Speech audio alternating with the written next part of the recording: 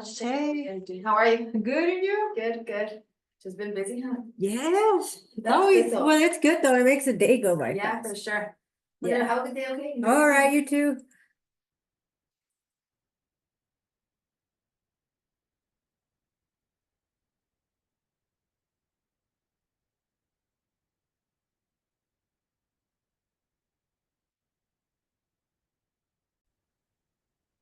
Recording in progress.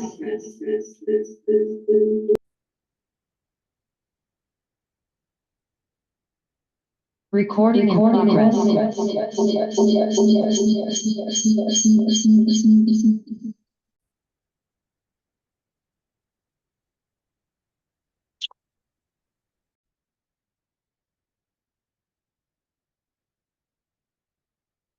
Test.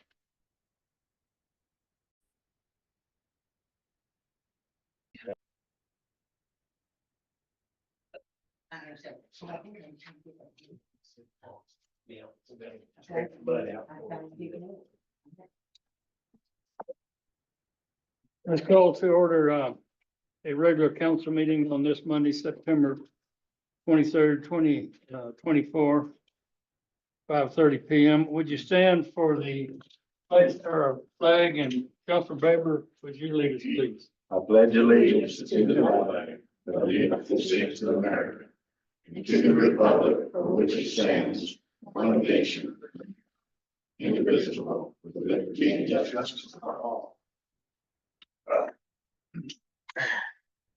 Roll call, please. Counselor Miller, Hi, here. Counselor Proctor, President.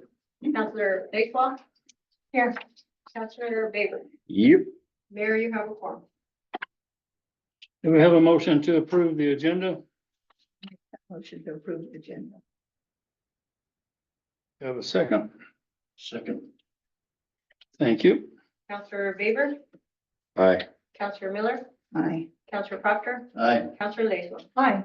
Motion carried. Do we have a motion to approve the consent agenda? Your Holman, Yes.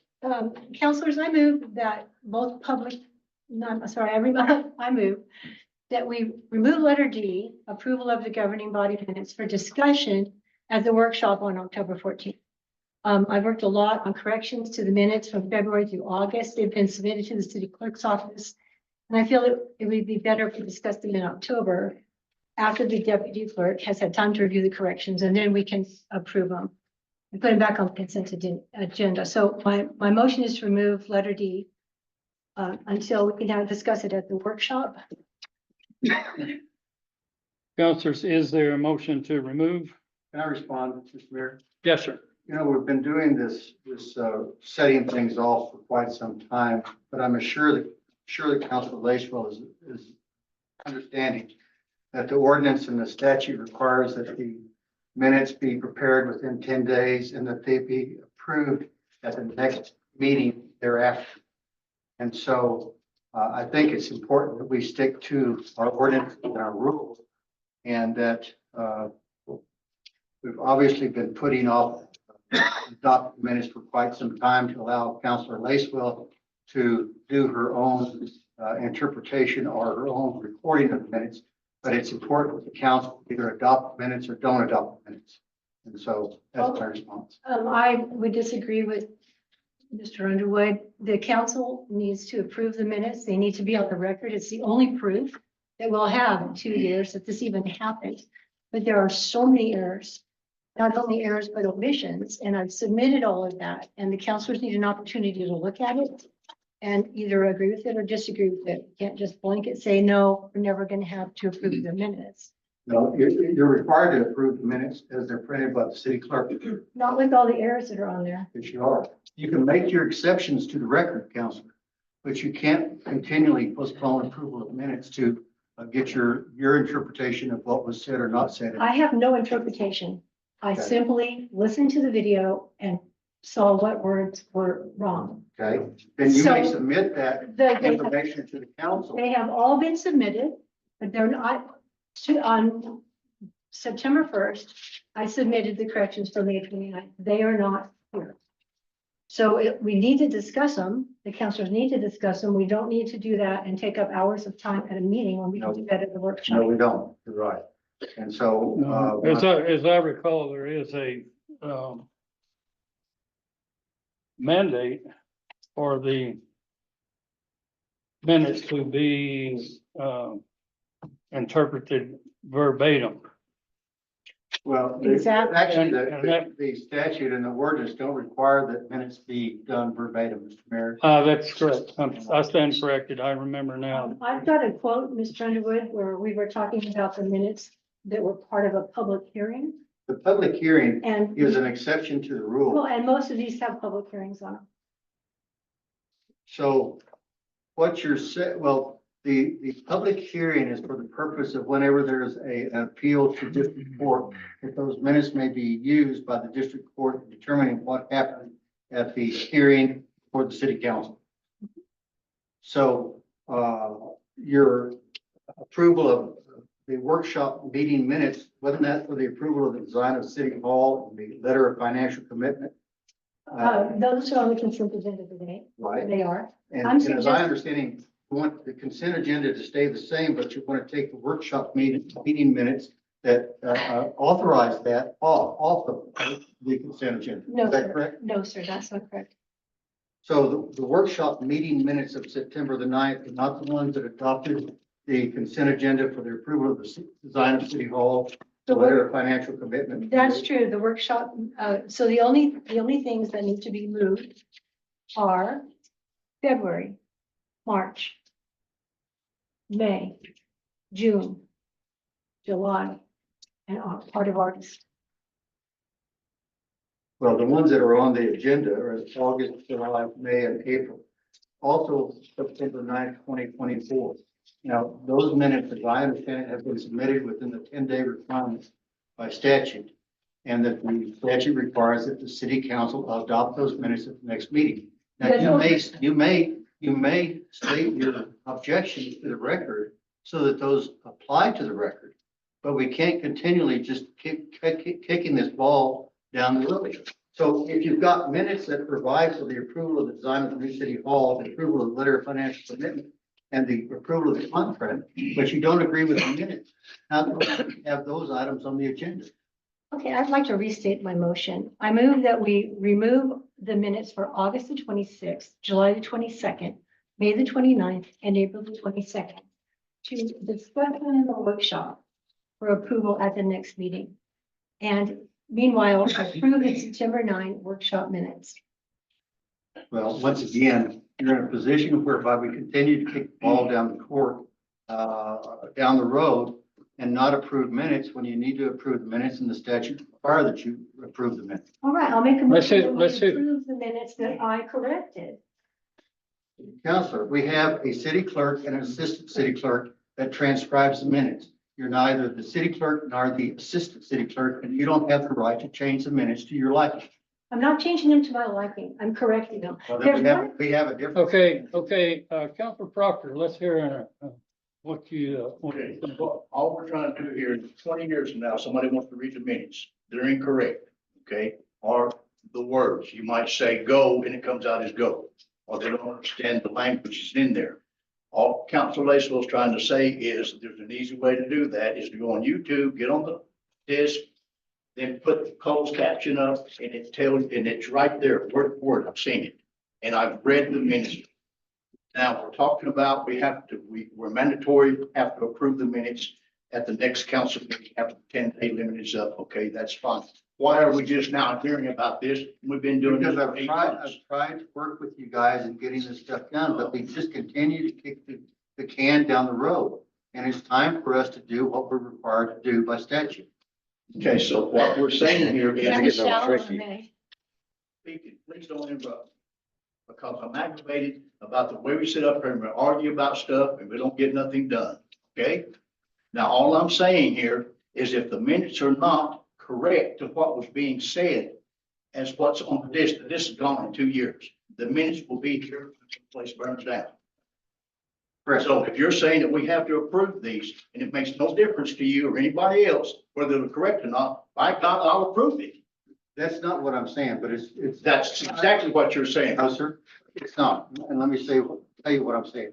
If Counselor Lacewell or any of the other counselors have corrections that they want to make to the minutes, and they disagree with what Selena has typed up as being the minutes, you're free to do so at this meeting and saying, I don't believe the minutes are correct in the following regards. And that becomes part of the record for those minutes, okay?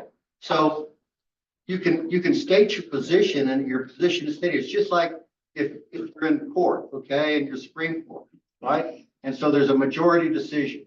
And so you have dissenting opinions. You have Supreme Court justices, Court of Appeals justices that dissent with a major opinion, okay?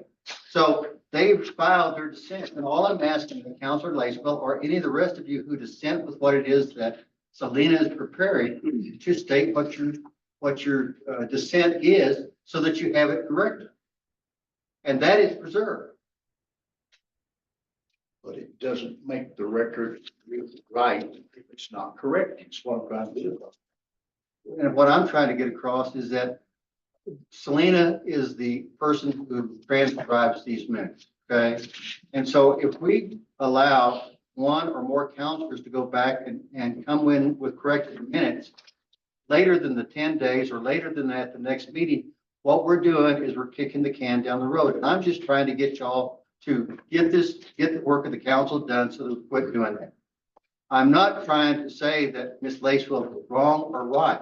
I'm just saying that the minutes that you're bound by are the minutes that Selena has typed up. And to the best of my knowledge, and I don't know this for a fact, Ally may know, I don't know, is whether or not Ms. Lacewell has presented her corrections to the workshop minutes, and whether or not Ms. Gomez has had an opportunity to review those. And if so, if she stuck with her original minutes that she prepared. Because at the next minute or the next workshop that y'all have, we come back and Selena still says, these are the minutes as I report them that I see. And they're still going to be the same minutes. And all we're going to do is say, Ms. Lacewell or Councilor Lacewell has these proposed changes, which are not within those minutes, and make those part of the next record. But if we keep continuing to have minutes that are changed, I think y'all have seen this agenda here that has minutes upon changes upon changes. And at some point in time, the council needs to accept the fact that Selena Gomez is doing her very best in correcting them, and Ms. Lacewell has sent in her corrections to Ms. Gomez. Ms. Gomez has adopted some of them and not adopted some of them based upon her knowledge and her viewing of the video. So, I mean, at a point in time, we have to quit this. She changed. Councilor Lacewell, Yes, sir. all the work that you've done, thank you for it, try to get the minutes and stuff corrected, but apparently they don't care. There's a law that says we've got to do it. Let's No, just do it, I bring would- it up, and be done with it. Councilor Proctor, I'd like to see the statute. I mean, there's a statute that says the mayor shall present new names if they're not confirmed. That doesn't matter. Counselor Miller, I believe you've asked to have the floor. Look, I just feel like Counselor Proctor said, she's worked hard on correcting these minutes. She goes right by YouTube and does exactly what happened at the meetings. And we do have a right to correct the minutes. We have that right as city councilors. You do, but you're And not I provided feel- that right forever.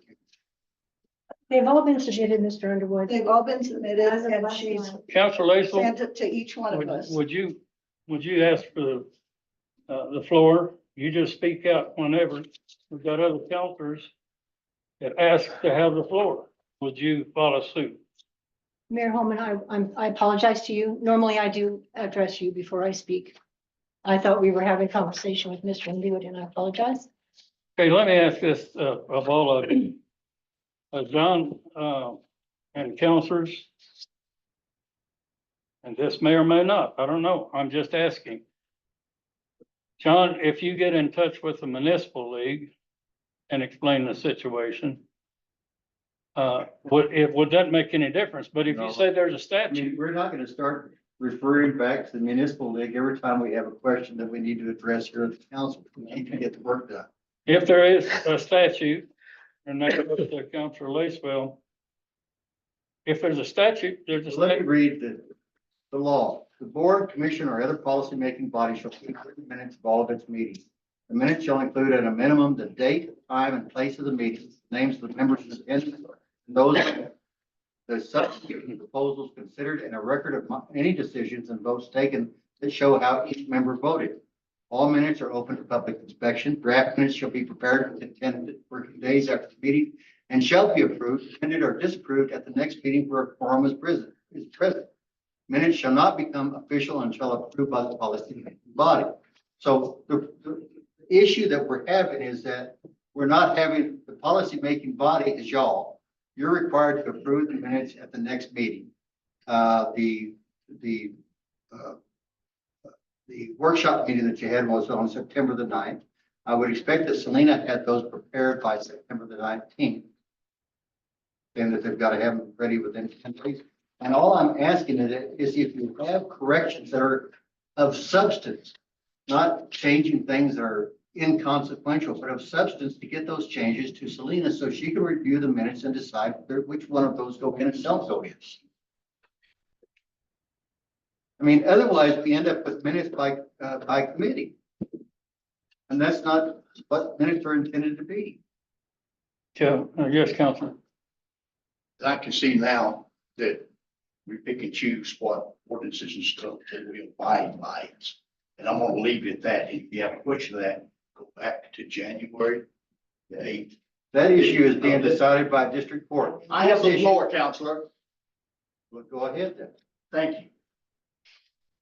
Now, if we can get on to a counselor for interrupting, you just interrupted me, so I'm just. I making a statement, appreciate it, and I okay? apologize. I'm not aggravated at nobody, but this has to come to an end. I agree. Okay? We can't pick and choose what we do when we do it. And abide by this one, and abide by this one, but not this one.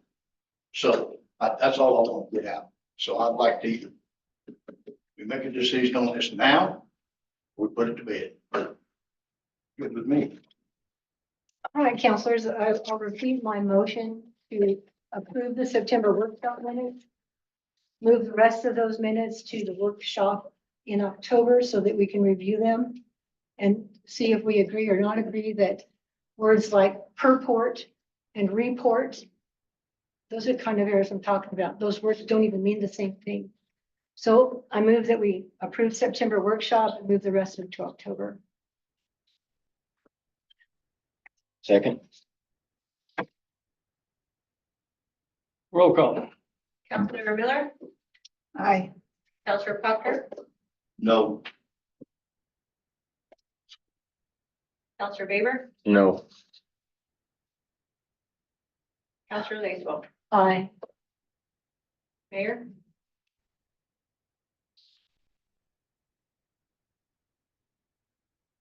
No.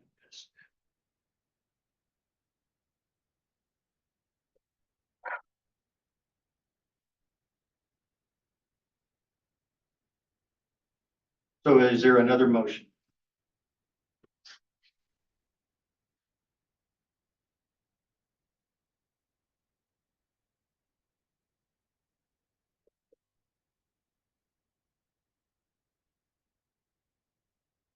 That would be up to the chair to bring that up, Councilman. Whether it be another motion or not. well, it's up to the governing body to approve the consent agenda as is or modify. I'll make a motion to approve the consent agenda, except for D. I'll second. Roll call.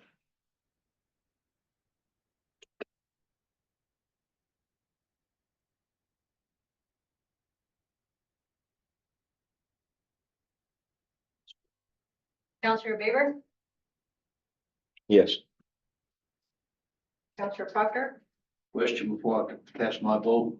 We're only talking about August, right? she removed letter D. All of them. All the minutes in letter D were removed. She just wants A, B, and C. All right.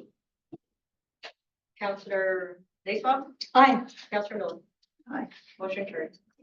Thank you, Counselor Miller.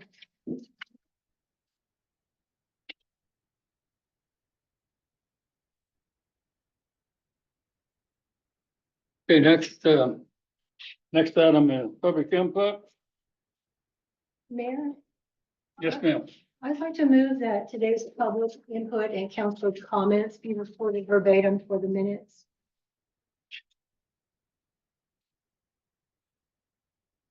Councilors, does anybody want to second that? Second, it.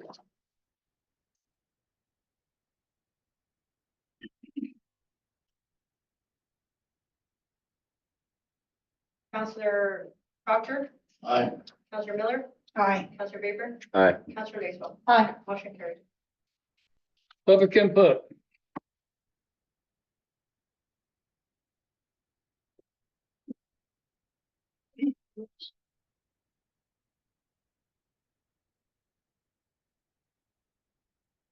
My name is Bonnie Richardson. I'm a longtime resident of Ruidoso Downs. And I thank you for my 180 seconds to tell you something. To my surprise, Thursday last week, 3 days ago, I received a phone call from Ruidoso Downs Public Works that I owed past due water bill for my property at 107 La Piñata. I did not know that I had a water connection at this address, and I did not know of any billings to this water. I found no names were on a water application, and the bills were never sent to my mailing address. I currently pay and have paid for many years 5 water bills every month. These sent to my long time mailing address. I was also told the city did not receive any of their billings back. I don't know who they were. The property was vacant for the months for which I was billed. And Friday, the following day, after the phone call, I submitted to the city a check for the full amount billed. However, there are 2 matters I would ask the city to refund. Number one, $30 in penalty for late payments because I never received a bill and was unaware of the water connection. Number 2, a trash and tax charge for $112.75. We did not have and do not currently have a poly card, and with the vacancy, obviously had no trash. I would like a credit of $142.75 on this water bill and suspension of trash charges until the house is occupied and that we get a poly card. Also, for the past 4 months, a large pile of tree limbs on Highway 70 greet visitors and residents alike. I requested pickup several times. They are my limbs, and I was told they would be picked up, but still they are there. And now weeds have grown up all around the limbs. This weekend on September the 28th is the All-American Cleanup. Tree limbs on the highway and roadsides need hauled away, not only for the sake of a clean neighborhood, but also for fire prevention and safety. Thank you. Councilor Baber, would you get with her sometime? And this is our representative to Green Tree. What's your address, hon? 26361 East Highway 70. That's where the brush is? That's where the brush is, right there on the highway. Thank you. Yes, ma'am.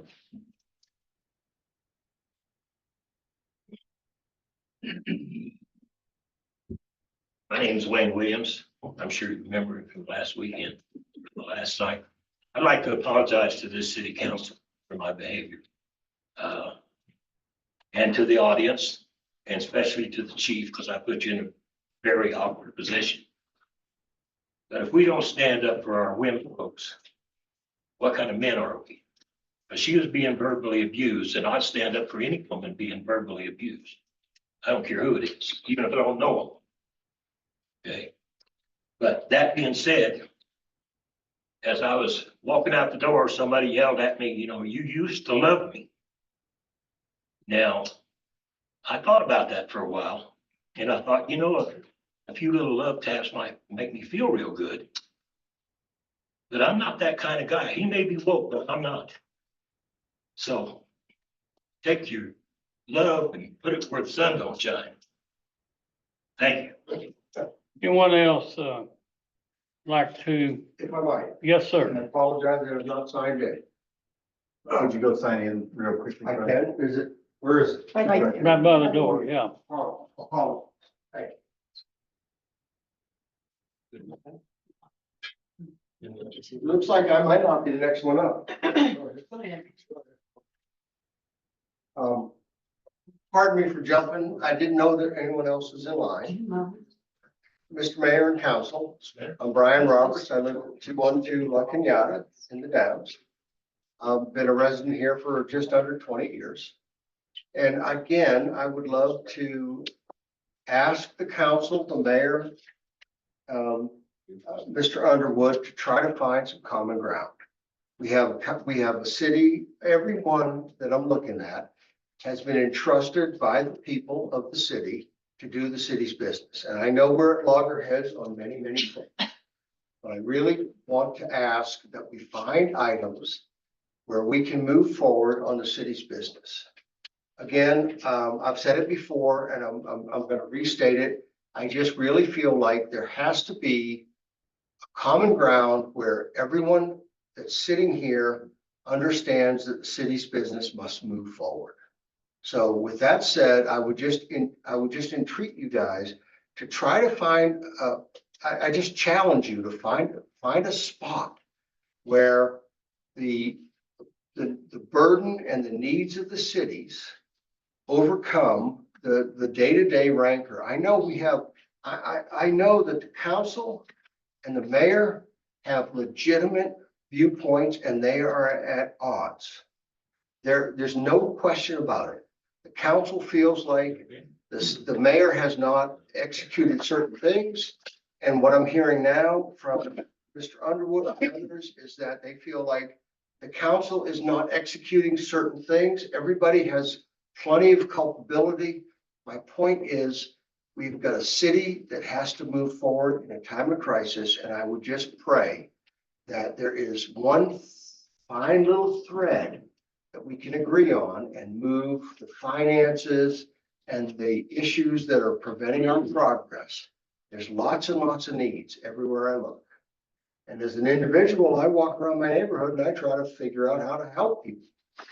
And I just know that you guys would not have, Mr. Mayor, you would not have run if you felt like your goal was to do nothing for the city. And the council would not have run if they felt like they wanted to hold the city back. I guarantee you there has to be an overlap where politics falls aside and the personal injury and the affront, and you can find a way to move the city forward. And with that, I thank you for your time. Thank you, Mr. Roberts. Good advice. And thank you for always conducting yourself as a gentleman. Likewise.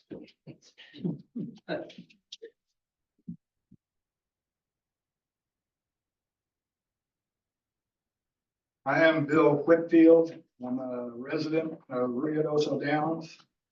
About a month ago or so, it was after the floods, after the last flood, I was trying to find out some information about what is happening with the correction of the river. What are we going to do? Who's doing? Is anybody doing anything? And I contacted Mr. GW. I walked in his office when I spoke with him and asked him if he knew what results were going to be, what options were going to be there, what remedies were going to be, were they going to do? Was the city involved anyway in this? And Mr. GW told me, no, he didn't know anything. He said the city council really doesn't know too much about it. I thought, okay, well, why is that? Well, there's just some loggerheads that occurred. Okay, so I pretty much left it at that. And then I made another phone call to one of the members of the council. And I was told if he was doing anything. And he said, no, at this point in my term, I don't have to do those things. I'm not responsible for doing those things. But he said he had And I said, well, then what about the city council? Well, I don't know what they're doing. And, you know, it just seems that nobody's taking any action on this flood control. And then I asked the individual again, well, is there anybody in charge of it? And he said, well, yes, I have given those duties to Joey Jarvis. And I thought, well, at least somebody's working on it.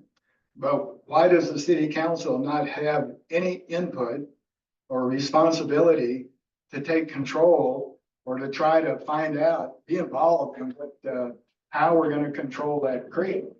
You know, our creek is no longer a neat little river that everybody loves and adores. It is nothing more now than flood control. That's all it's gonna be through no fault of anybody's. But because of the rains and the, you know, we all know that. But I couldn't find anybody that was involved. We had all these guys across the street at the museum, all of these government officials over there. But it didn't seem like anybody, any of you all, had made an effort to talk to them. Now, maybe you had, but we don't know. As citizens, we've not heard anything. I find out little bits and pieces from Joey over here. Well, I drive down the street and there's a contractor out there now. They're filling buckets of dirt and gonna put it down along the side of the street to help control the water. Well, how are they gonna, what difference is that gonna make if the water overflows the creek? You know, I mean, and who's involved? Are any of you all involved with the government officials that, are, you know, are working out or, you know, supposed to be looking out for us? Sir, I would suggest if you talk to Joe Jarvis again, he's the professional here. Rest of us are amateurs and we come and go. We come and go. But the employees, some of them been here a long time.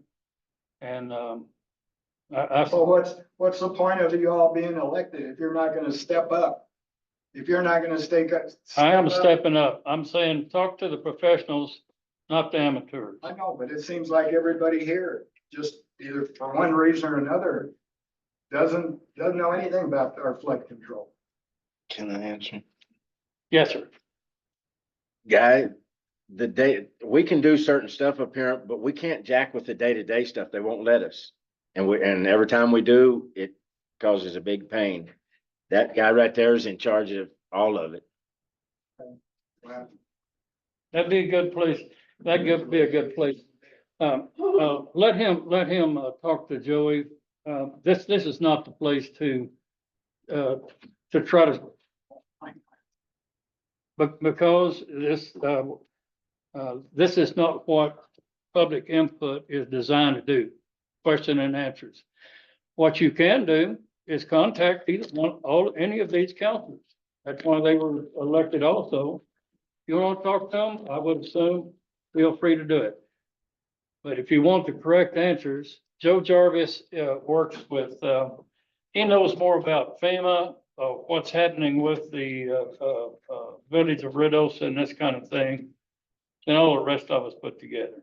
Well, So that may be, but just to me, being a citizen, you all are elected. It just seems to me there's a dereliction of duty. we'll call them. I don't think they're intentionally ignoring it. Thank you.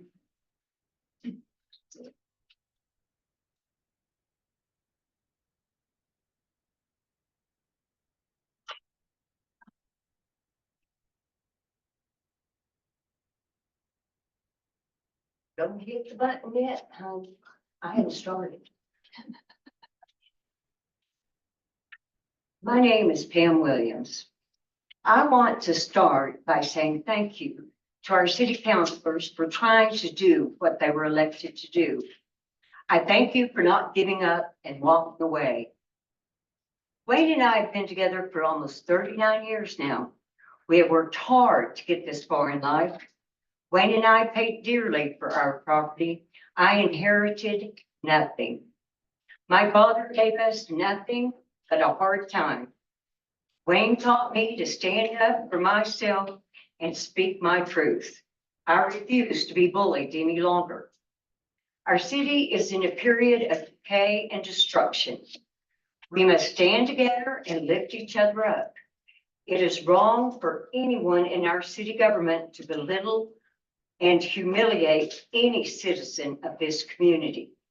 Our property values have plummeted since the flooding, yet we get no reprieve on our property taxes. This devastation has paralyzed this community. We are begging for communication and help from our leaders and get nothing.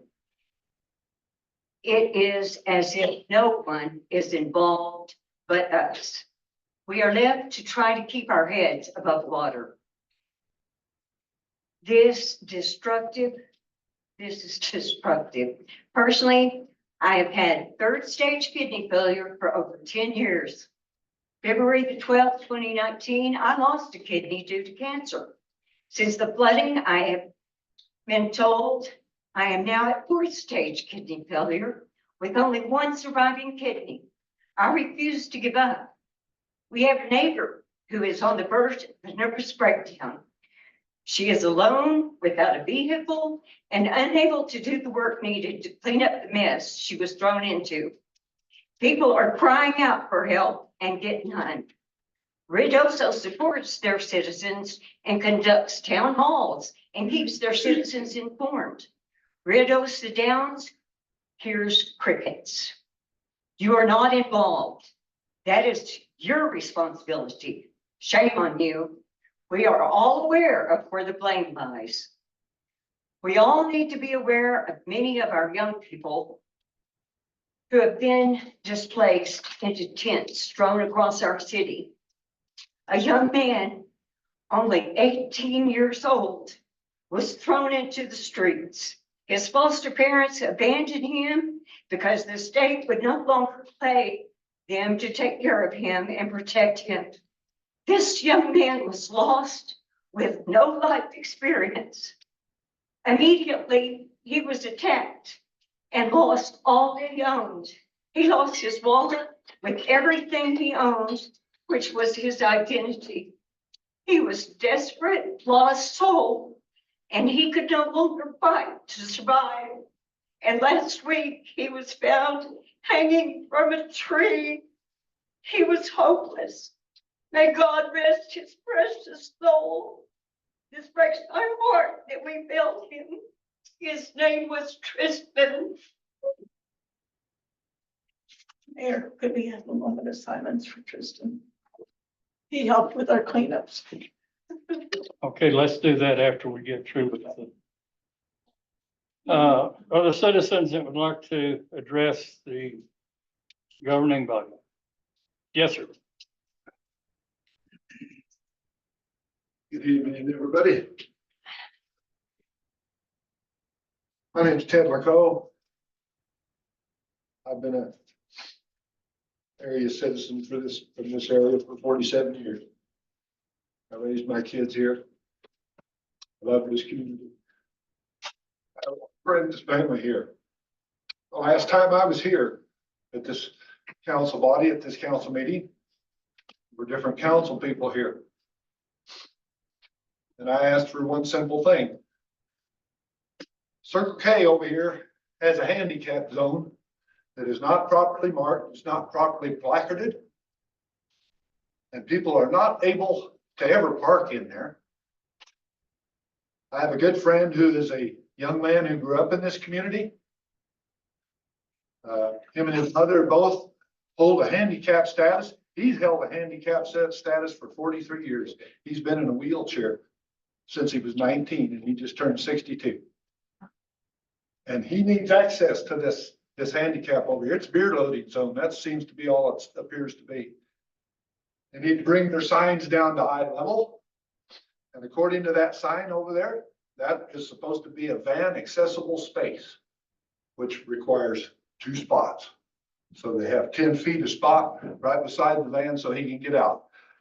With him in his wheelchair, he weighs over 600 pounds. And he needs a good accessible area that place does have a slight ramp up on it, but they don't accommodate the handicapped. And I don't think that the folks I'm talking about are the only folks that hold a handicapped position in this town. And I'm hoping that we can get that taken care of, and I'll let that be the end of that. I want to thank whoever brought. When I met Joe Commander, when I first met him, I expected to see a lot bigger guy. When he poked his head out the door, he kind of looked up at me, and we've been good friends ever since. I want to thank whoever suggested for Joe to come on here, or come on board here. Well, you're welcome. Mayor Holman, Yes, sir. I want you to know that Mr. Commander's made this highway between this last 6-7 miles right here, he's made it much safer. Yes. And he's made it much safer in the respect of the fact that I believe that he's given some good discretion to his officers, or at least I hope so.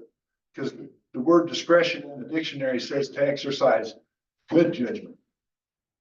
I made a ride along with Joe one Saturday. There'd have been a lot more tickets issued than Joe issued. But I can assure you what, Joe gives people the benefit of the doubt. And I've been in this community for 47 years, and we've never had a chief of police not like this gentleman, I agree. not ever. And I'm gonna let him know, because I've dealt with every chief of police that's come through here. And I just want you to know that. I would ask you to, you can contact me or whoever. I think you would appreciate his background. It is phenomenal. No, He comes here from not just the city of Odessa, but the entire county. He was the chief investigator for the whole county. For the same reasons you're talking, everybody in that area likes, and even more important, respects him. And it's pretty much that way here. yes, sir. Well, I feel very adamant about that. And sometimes Joe and I talk on a daily basis, and I'm not coming in here to pat him on the back or bring him a bag of apples like I did. But I do want to come in here and state the truth of what I've seen. I want to also thank Officer Malone. The young man that this lady spoke about, Tristan, he spent 4 or 5 days in my home. Okay, and we thank you for that. Well, I want the Downs to know that, because I'm with her on that. And I want to give the chief of the fire area over here, I've worked with that young man, and he's a good man, and you couldn't have a better man running the fire department. Thank you again. You folks have a great evening. God bless you. I can't stay around because I get a little upset with some of the things I see, but God said this in the Bible. He said, a kingdom divided against itself cannot stand. That's right. Thanks for coming in. Thank you. Does anyone else, want to address the governing body?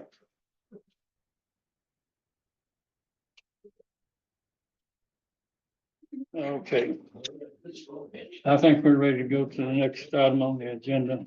Maybe you can get your thing in during council comment or something, Judy. I'm not just ignoring you, but, Okay. okay, yeah, next item is councilor's comment. Now you can get your. Okay. Well, I appreciate what Pam Williams said. This young man came to our last cleanup, and I also heard he went around the senior citizen building quite a bit and helped them out. And you could tell by talking to him, he was a good person. And we helped him that day. He was living under the bridge. Because I guess his foster family kicked him out at 18. And they hit me pretty hard. It's like, Mr. Williams, and would you refrain? We've got a counselor that's trying to talk and you're really just, I wish you're Pam really would come back. distracted. Thanks. I wish Pam would come back in. She just told me his last name. I didn't know it. I just knew him as Tristan. We helped him and we tried. I gave him my phone number. Pam did too. But I guess he still didn't feel anybody cared. It's hard to talk about him, but he would be here Saturday with us. He was still alive. I want to make him volunteer of the year, put a plaque up in our park for him too, with a tree. I've just made that decision. I didn't ask the committee, but I'll pay for it. It doesn't matter. God's got a great human being with him now, Okay, thank you. and I would like a moment of silence. Thank for you, him. thank you, Counselor Miller. Counselor Proctor, who?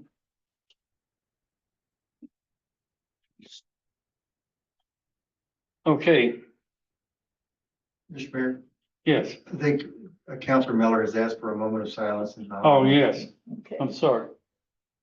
this is for Tristan Porter.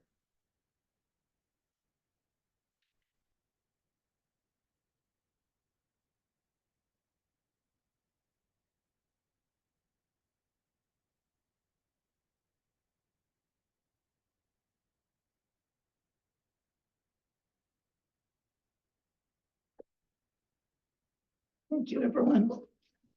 On a lighter tone, we will have a cleanup Saturday. Right here in the park and hopefully on the road. Last year, we had some great help.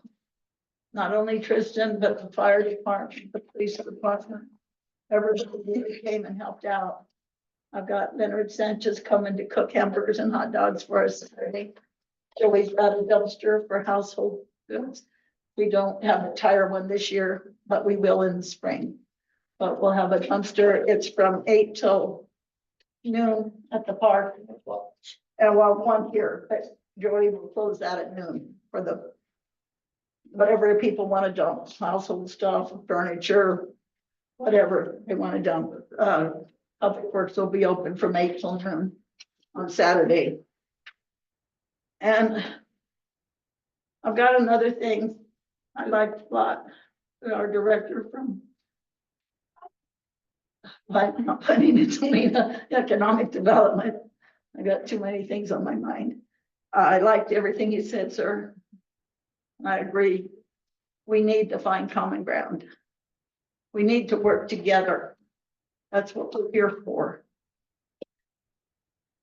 He's been a good I've got- member. Yeah, he's been a good member that, One more thing to say, yeah. I know our workshops aren't working. And I have people calling me. When's our city council? What time? 3 o'clock, 5:30. Everybody's kind of confused. And I don't like that. My thought is, if we want workshops, why can't we have a 30-minute workshop before every city council meeting?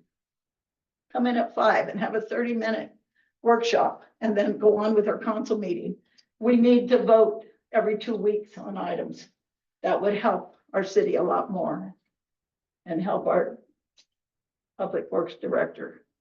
I think if we could change this, maybe we could put that on the agenda at the workshop and then on the next Counselor meeting. Miller, what I'd like to do, because Counselor Proctor requested early on to me that on the workshops, he felt that is something that we really need to do. I think he'd gone to one of the municipal league meetings or something.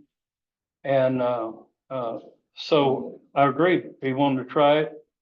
That was fine with me. So we have tried it. He did make the statement, as I recall, if the workshops were not working, then we would go back to doing what we do normally. The workshop really hinders us in some ways because it's so, the counselors cannot make decisions in a workshop.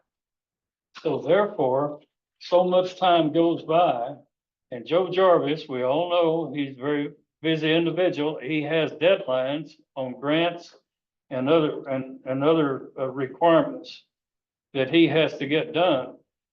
And if we wait 2 weeks, it's really too long for him to, it's been counterproductive. But I want to hear from Counselor Proctor if he wants to address that.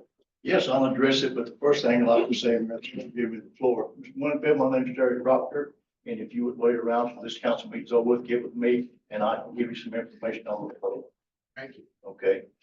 No, it's just, it's not that I'm smarter than anybody else, but I went to some of the meetings and stuff that they had, And the buck is being passed sometimes down there, so I can understand why you didn't get a lot of answers. Okay, good. On the workshop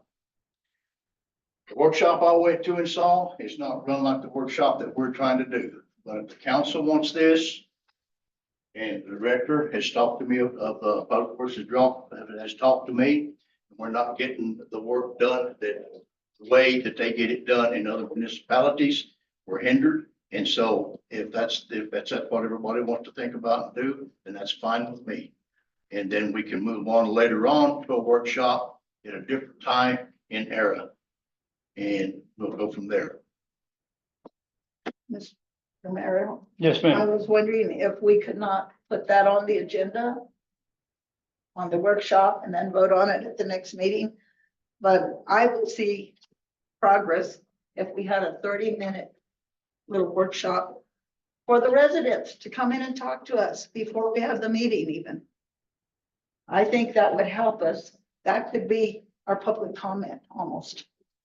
And then go into a meeting and we'll have a lot of that over with before our meeting starts. But I like hearing from the residents. And I think a workshop would probably be a better place to hear from them. They get more than 3 minutes at a workshop. I want to hear from our residents. That's who we're here for. So if we could put that on the agenda, if we had come in at 5 and have a workshop till 5:30 and then go into our meeting. I don't know if that's been done anywhere, but that's my thoughts. Counselor Proctor. Those workshops last anywhere from 2.5 to 4 hours. Yeah, They're workshops. And I didn't stay for the whole thing. I don't know if there's any public input. But that was my feelings on this. We can run our meetings the way we want to. Okay, there's no rules on a workshop as far as how we go. And you put a spot in there, open discussion, and that's when the public can speak to the counselors on what they'd like to see, things that they've seen when they don't call us. They talk to us here and get things in that, but we haven't been able to do that because everything's agended, and if they don't do it, you can't talk about it. So that's the reason why this one's not working.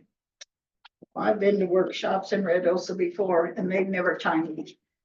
But I'm not They never saying timed me.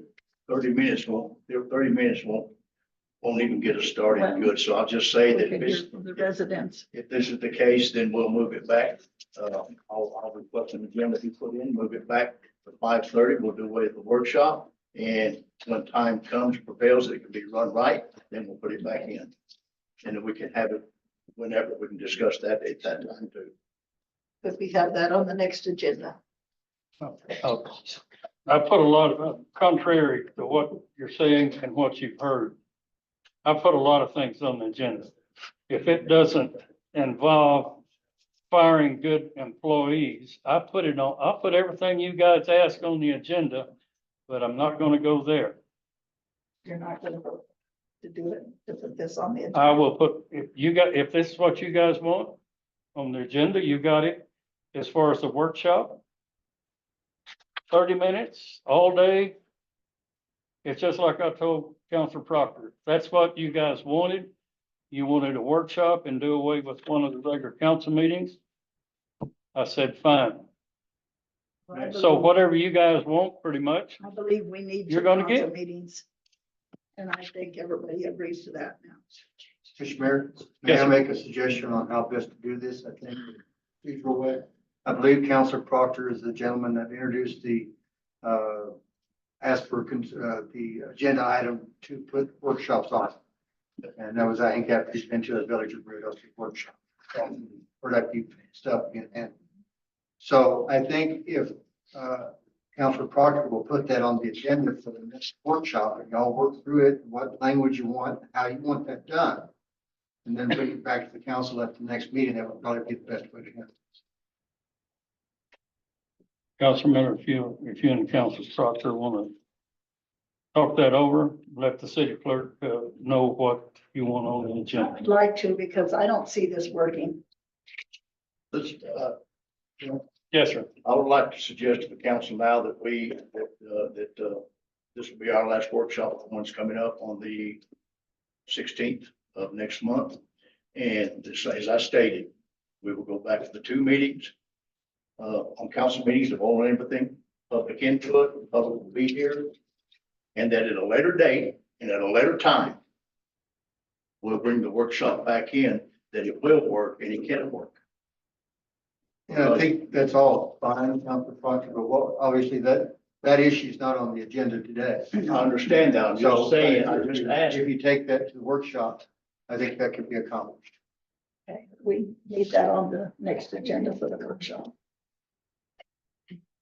Could we have that for the next agenda? Yeah, as that's what y'all just Okay. talked about. Yeah. Mayor Holman, Yes, miss. when they're done talking, I'd like to add something to the council comments. It's still council comments, yes. Bessie? Yes. Okay, thank you. I really value Ms. Williams' comments and I'll express that to her since she's not here. And I'm especially interested in Mr. Whitfield's comments. Thank you, Mr. Whitfield. I want you to know that Saturday I spoke to the governor in person, face to face, and I asked her that very same question. What about the river? What about the river down there in Ruidoso Gardens? And she gave me an answer. And I'll share that with you. And there is a solution and she's working on it. And you may not see what our counselors are doing. So I'd like to share some information. Last summer, 2 of our city councilors who did not evacuate had the opportunity to express their leadership skills and assistance to our city. And I'm grateful for the work that they did, as well as for the way our citizens banded together to help each other. The citizen initiated outreach is what was happening down at the Senior Citizen Center for several weeks. That was unprecedented and highly appreciated. Ever since Councilor Miller and I returned from the evacuation back in June, all 4 of these city councilors have been involved, helping our citizens, and it's an ongoing effort. We are meeting one-on-one with our citizens, attending town hall meetings, attending emergency management meetings, working with the Village of Ruidoso government and staying in contact with the county government. We're also in touch with state agencies and most recently spoke directly to the governor as we continue our quest to help our citizens. We will not stop serving our community as long as our needs need to be addressed. When I'm in town, I attend every single meeting that I know about. And I respond to every invitation that I get and attend those meetings and events related to the recovery of our city. And I will continue to seek ways to help our citizens. And to the citizens of Ruidoso Downs, please know that our Public Works Department and all of the staff who work there are doing everything they can to repair our city as they continue to progress in paving the streets and making our city a safer place. Your city councilors are focused on improving our city as we find ways to help you move forward to a better tomorrow. We all welcome your comments. We want to know how we can serve you better. And you can contact us here through the city, through our privately on the street. We're here for you and we are working for you. And you're not at the meetings that I go to, so you don't know what I'm doing. But I know we're all focused on that same common ground, Mr. Roberts, of making our city safe and a better place to be. Thank you. Thank you. Anyone, any other counselors? Let's see, Counselor Bailey for the only one that hasn't spoken. So- Hi, I hope it gets better. Amen. Man, a few words, but very active. There you go. Okay, then. Item 8, mayor's comments, no comments. That takes us to the public hearing. Item A is an ordinance 2024-03, an ordinance amending Title 13, General Offenses, Chapter 130, General Provisions, Section 130.04, Definitions, and Chapter 131, Offenses against Public Order and Safety, Section 131.16, Unreasonable Noise.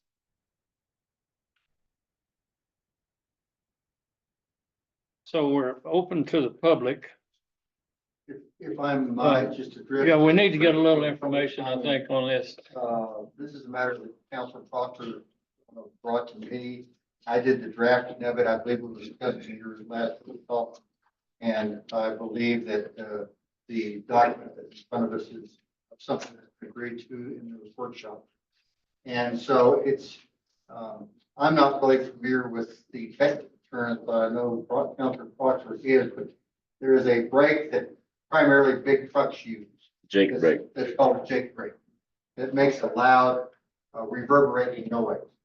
So the purpose of it, and I'm sure many of you have been in municipalities where when you enter the city limits of a municipality, you say, it says Jake brakes, use of Jake brakes prohibited. Okay. So that's basically what this ordinance is going to do, is it's going to prevent the use of Jake brakes within the city limits of the city of Rio Downs. Councilor Proctor, you want to speak to that? Yeah, right quick, they refer to it on all the signs that I've seen as engine brake. Okay, and the Jake brake is the old terminology for it, but now they call it the engine. And all that needs to be on the sign is engine brakes prohibited in the city limits.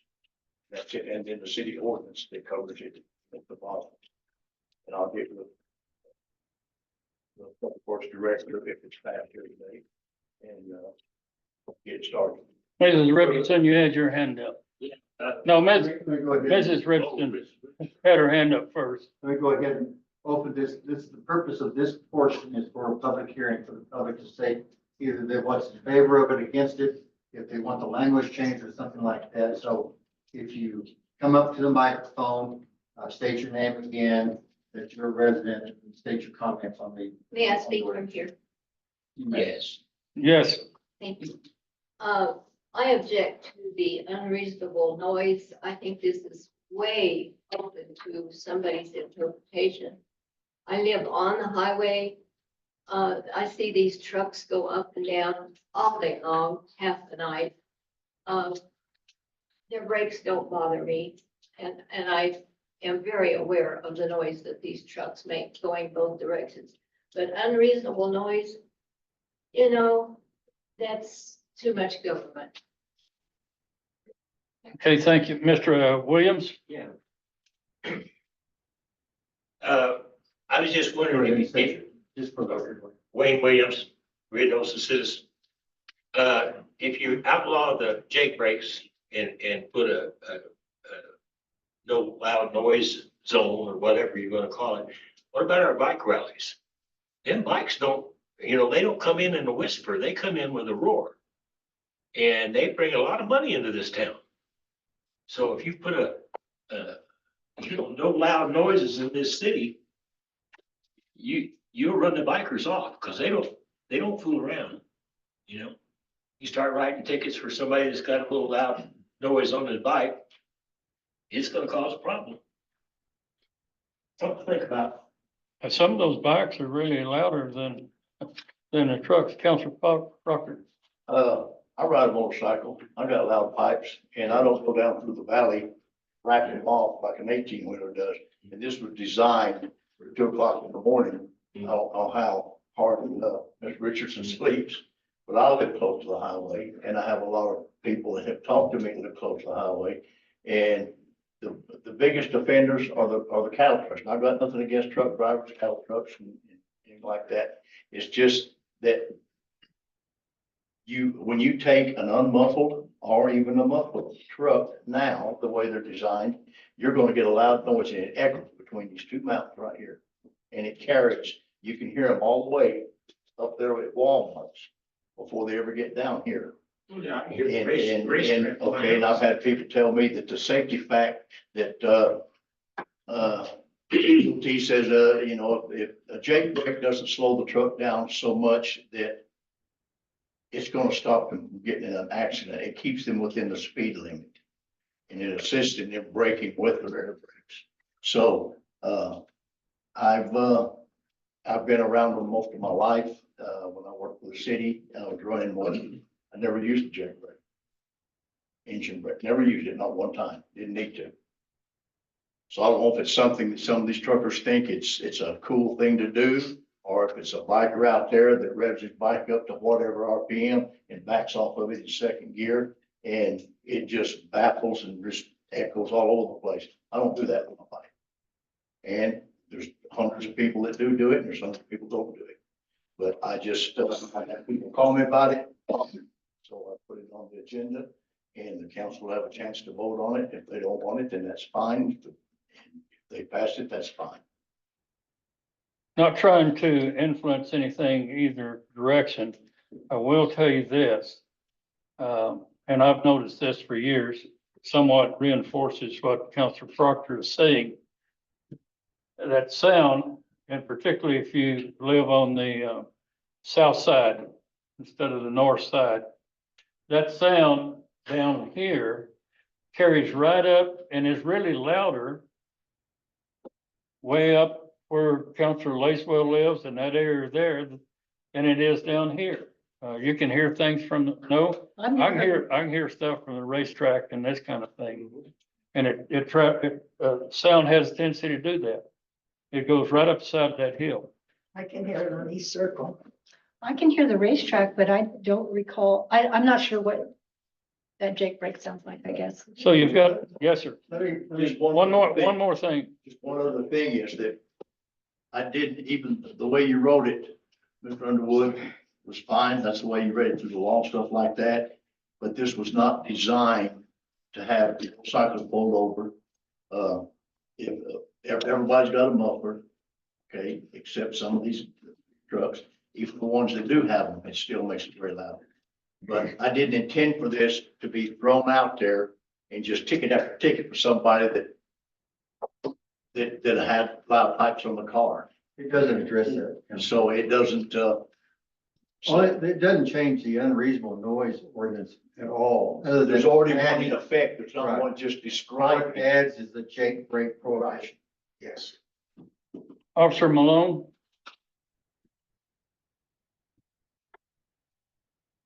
Sergeant Malone, resident of the Downs and, obviously working for the PD. One thing I noticed that was wrong, I did look at the ordinance earlier today. One thing I noticed that was wrong with the ordinance, is that there is no time constraints on the loud noise. So technically, if someone wanted to be hyper vigilant and they were building a house, say on Agua Fria, someone could make a complaint and get the person building a house cited for pounding, which is in the ordinance right now. That I believe is a little unreasonable. And also for loud noises, typically there is a time limit. Say 10 PM to say 6 AM or 8 AM as the, quiet hours. That is not in this ordinance.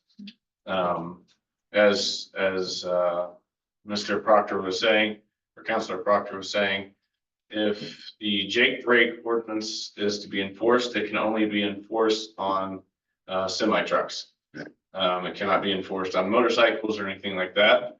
Also, an officer that is enforcing that ordinance or a muffler ordinance would be required to have a decibel reader, which our police department does not have. So I think there are some changes that do need to be made. This is, again, just my personal opinion, but there are some changes that need to be made to that ordinance as far as the time constraints for the unreasonable noise part of that ordinance. Thank you. If I might. yes, sir, you sure can make. Brian Roberts, a resident of the Downs. And we're still in the part of public hearing that has to do with Noise ordinance. with the citizens. Yes. I think that because we're talking about Jake brakes, it would not affect motorcycles. I agree. Because they're not using a Jake brake in order to make all that noise. Noise ordinance is near and dear to my heart because for the last 20 years, I've enjoyed my neighbor's practice of the drums at 3 AM. And I pray to God, one day he gets famous and gets, world famous and moves away. So far, it hasn't happened. So my thought is I would love to have a reasonable noise ordinance that basically says that folks can't kind of rain on your parade in the middle of the night when you're trying to get a night's sleep. But if we don't get that, Jay, I hear those trucks. I'm just up the hill from Mr. Proctor. And I hear them in the middle of the night as they're decelerating and it's making a big racket. And maybe it might be as simple as moving back the speed limit a little further up the hill where we go to 40 miles an hour a little sooner. That could help because they might not need the Jake brake as they're driving in, because most people, especially our friends, the Texans, are used to going 75 miles an hour on every road in Texas. And they come up here and they are a bit offended by the fact that we suggest they only go 65 through Hondo. And then they drop down to the unreasonable number of 50 before they hit our 40 mile an hour zone, which is when we hear those brakes. And What- unfortunately, we are both right at the bottom of where that goes to 40 miles and they gotta hit the brakes. Before we get Maybe into we too need that much back. conversation, the highway doesn't belong to the city of Red Osa Downs, thus a real problem. Well, could citizens could an active citizen make a recommendation to the state? To the Department of Transportation. I would Yes, happily do that. DOT. The Department of And Transportation. I would imagine there are hundreds of other similar citizens that might do the same. So who knows, especially in election year. You can try. I don't think, Maybe it won't work, that's fine. Yeah. I just know that I agree with Mr. Proctor that at 3 a.m, those guys decelerating wake you up. But fortunately, I'm already listening to my neighbor's rendition of heavy metal. So with that, I will thank you very much. okay, thank you. Any more public comments on the proposed ordinance? Okay, Okay, then we will close the public hearing to the public and open it to the council. Yes, if I might just address a couple of things that were brought up in Okay. public comments. certainly. There can be times put on the prohibition against Jake brakes if that's what the council wants, and we can amend that. The versions of Inagata Vita at 3 o'clock in the morning, Brian, is already covered in the disorderly conduct of noise ordinance, which says any conduct which is loud or otherwise disorderly tends to disturb the peace and maliciously disturb, threaten, or insolently manner, intentionally touch a house, which is the sound of touching the house, Yep, is currently not allowed by this. thank you. So it's a matter of enforcement. I'll chat with my neighbor before I write them out. Right.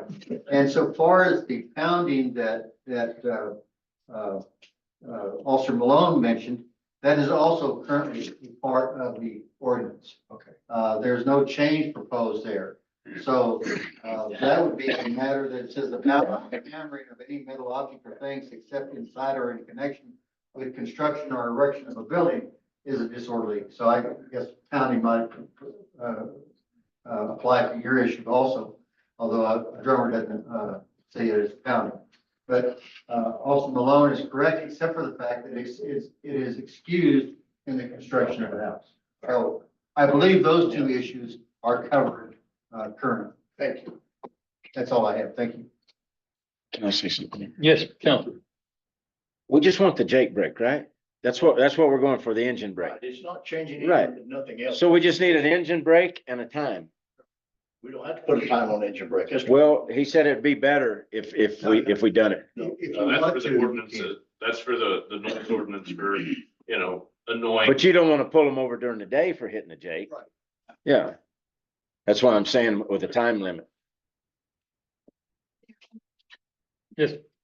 Yes, sir, Chief.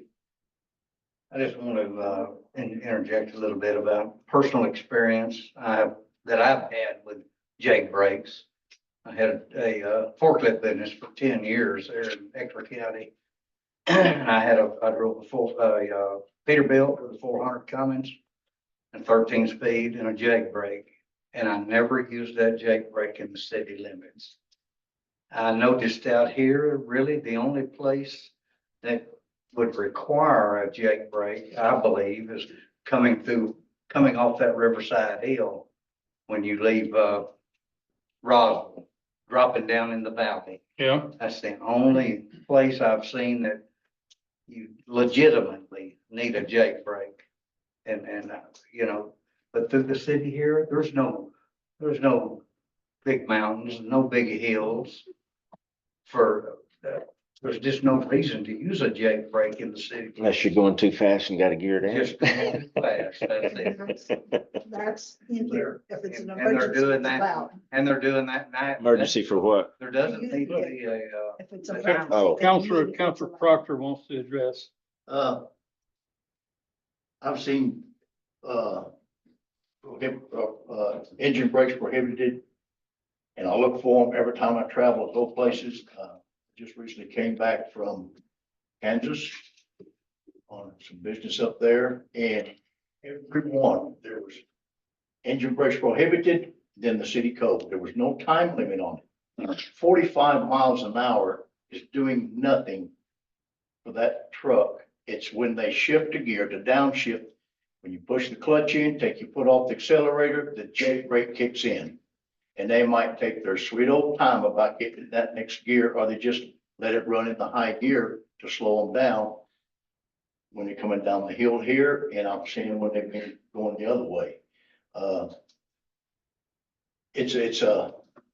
don't know how to explain it. If you've never driven a big truck, dump truck usually have that Jake brakes on it. Most 18-wheelers, all of them have it on it, all big diesel engines. On my 1-ton pickup's got a Jake. I've never turned it on. I've no reason to turn it on. But at 40, if you're going 70, I could probably understand it, but not 45 miles an hour. Counselor Proctor, do you think the traffic light is helping? It definitely is, because they've got to stop and they got to start. That's the over only again. thing. But the only thing about that is, it could be orange and they could be at Circle K, and by the time they get to the light, I've seen them shoot through it. Well, I've noticed what they do when they see that light is not going to be to their advantage. They start really slowing down so that they don't have to stop for it. A lot of them will. A good truck driver will do that, Mhm. because it's just hard for him to get his load started again. So, And it would only help some if they happen upon the red light. If it's green, they're not gonna slow down. Okay, So Yep, Counselor. is council happy with the way that it reads, or you feel like you need to put time into it? Well, if everybody's worried about the other noises, you just want to do the engine brake? oh, the other one, that's the only thing that's on the agenda, is the engine brake. It's not, it's specific. Right, right. And there's no time limit on it, wherever you go. In fact, Lincoln County has a issue of no unmuffled engine brakes, period. But then you go come into Rio Dosa, they have a sign up there that says, no engine brake coming through Galvin Canyon. So it's just, I mean, it's something that I've had calls on, I brought it up, put it on the books, and we'll vote on it. so when the council votes, then it will be voting on the item on the agenda as is. Engine brake. It's the amendments which concern just engine brake. Okay. Officer, he had. Oh, good, I think. I'm Well, about an getting amendment behind. on this. So What was your amendment that you thought should be on here? Just the time, not for the engine brake, but for the rest of that ordinance. So, and that's not on the agenda. Okay, there you go. So we Okay. have to bring it up at 11, okay. like building on my house at 10 o'clock. at Oh, night. okay. Can we press on? So we're ready to close the public hearing, You've already done that, Mr. Mayor, now you need a motion. I guess. Hey, I'll make a motion. And I say, go ahead. I'll make a motion, on A for the ordinance 2024. Put my glasses on so I don't make a mistake. 03 to,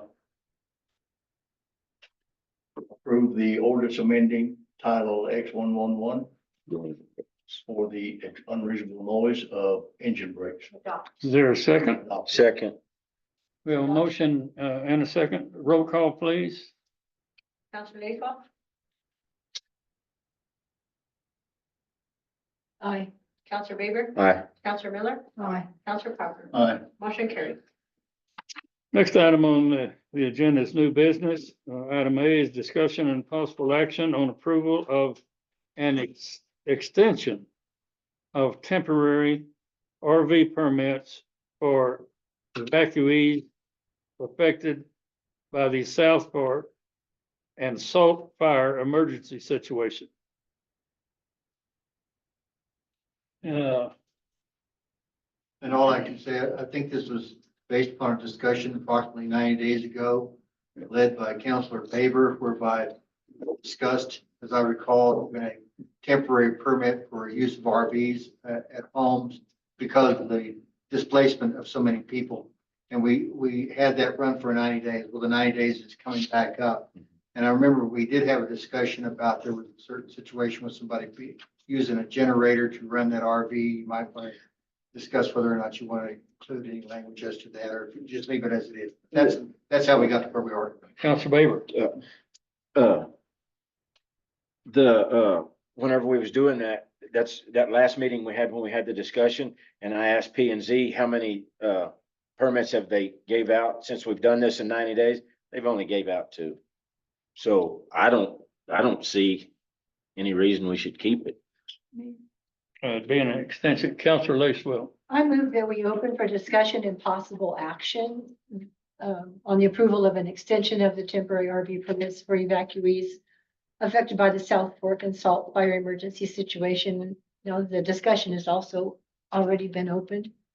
I was under the impression that the people who were going to be asking for the permit needed to come back every 90 days, and I had no idea that this was going to be brought before the council for every 90 days. As Councilor Baber mentioned, only 2 people have come in to do this, and are they supposed to come back every 90 days or not? Can I speak? Yes, sir, you may. Whenever we done this, we okayed it for an emergency deal for 90 days. And then they wanted it 6 months and we said, no, come back in 90 days. If we have a lot of people that's coming in, then we'll do something. But we've had 2 people this whole time. Okay. So the effect of that is it basically sunsets at the end of 90 days. Yes, sir. Anybody question then would become, if you don't renew that for an additional period of 90 days, those people that were permitted for those 90 days, their right to do that would sunset with that no longer. Yes, sir. Councilors, we don't even have an ordinance prohibiting RVs on private property. I don't see a reason why temporary permits are necessary, and I recommend that we cease this needless exercise of issuing permits for something that we don't even need a permit for in the first place. We have existing important city ordinances that are not being enforced. And to me, it's ridiculous to issue permits for an ordinance that we don't even have. My recommendation is that we don't extend this. Other views, councilors? Yes, Councilor. When we talked about this, there was a young lady that was in Red Oaks that lost her place. And they had an RV and they owned a lot. She had to hook up to water and sewer, I do believe. Joy, was that correct? Okay. That she needed a permit for, so they go look at it and that she would be there for 90 days. That's the one that I was thinking that we put it out for. But then we brought up and talked about it even more for anyone that wanted to put inside the house. I agree with Council Placer. There's only a good, strong definition, but there is no ordinance that's actually written saying that you can't plug one in, put water to it or whatever. And a lot of these people, $250,000 motor home, even 400 pickup, they're gonna pay $35,000 for a decent RV. A lot of them have things in them that they don't want to freeze and hook them up with electricity. That's on them, pay that bill. And it keeps, this, I don't know if you ever heard the saying that a house not lived in deteriorates. Okay, Yeah. it does. And heat being put in there with just all the cold stops the dampness from causing mold. So this is one of the reasons you see a lot of people in cold places in the wintertime have their RVs hooked up. I don't have any problem with them doing that as long as they don't have sewer and everything else hooked up. If we have an ordinance stipulating that. And that'll have to come in a later date, or be brought up in a later date. So as far as issuing the RV permit, there's only 2 coming up. That's, you know. And one, oh, excuse me, go ahead. Go ahead. I'll yield the floor. Yes, Councilor. And the second one's the one that was up there by the church that we're catching all the heck over the generator, running 24/7. And to That's me, it. that would be an The noise. unreasonable noise, I'm just saying, I'm telling you what they're calling me and telling you. Well, I understand, cause I've had calls on. What the hell is that generator? Yeah. there for? It's loud, it's Right. loud, it doesn't have a good muffler. Right. No, I drove up there. It's not an RV generator. No, sir. Mayor, Yes, Counselor Miller. in the past, when someone asked if they could hook up an RV in their yard, it was for a reason, a humanitarian reason usually. Somebody needed a caretaker to be close by, and we would grant that as a variance. And we did that in the past for quite a few residents here. And they would just come in on a need by need basis to do that. And I think that's great.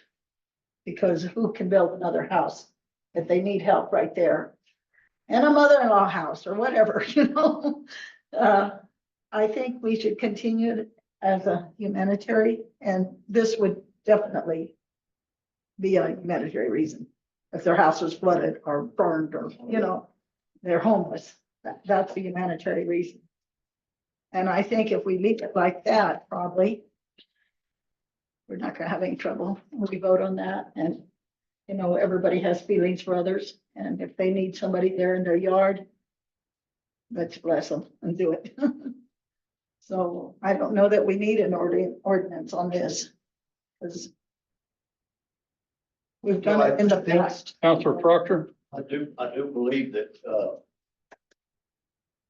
I've had friends, relatives that own, homes and stuff, that want to come stay with us and bring it so they didn't interfere within our house between me and my wife. They do that right also. And they would sleep in their camper and stuff like that. And usually, at one time, I think Ruidoso might have one that you can do it for like not over 7 days. And after 7 days, it has to go. And I'm not sure they're going to hold it. But if we did have an ordinance to something to that effect, I think it should say that they can't pull an RV and park it beside the house and live in it for a year and a half or 2 years. It should have some. Unless they're building a house and they need a place to live. That's completely. Another that's different. variance, That- yeah.